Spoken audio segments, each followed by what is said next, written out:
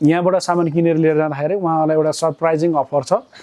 त्यो चाहिँ तपाईको 500 देखि तपाईको 1.5 लाख 2 लाखसम्म पनि सरप्राइजिङ पर्न सक्छ जुनसुकै जे चीज पनि हुन सक्छ उहाँलाई चाहे सुन पनि हुन सक्छ कुनै पनि चीज सामान हुन सक्छ नगद क्याश हुन सक्छ उहाँलाई कुनै एउटा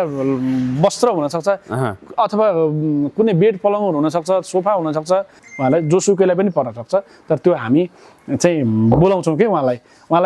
कति भन्छ तपाईले यो सामान किनेर यो स्क्रच गर्नुस् त्यो होइन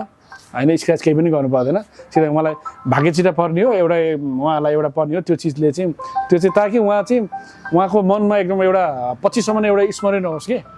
एउटा सरप्राइज होस् उहाँले सामान किनेकै बिर्सिसक्नु भएको रहेछ भने पनि उहाँलाई फोन गरेर त्यो चिज उहाँले एउटा गिफ्ट पाउँदाखेरि त उहाँले एउटा सरप्राइजिङ हुन्छ नि त त्यसकारणले गर्दाखेरि चाहिँ हामी चाहिँ यो खालको एउटा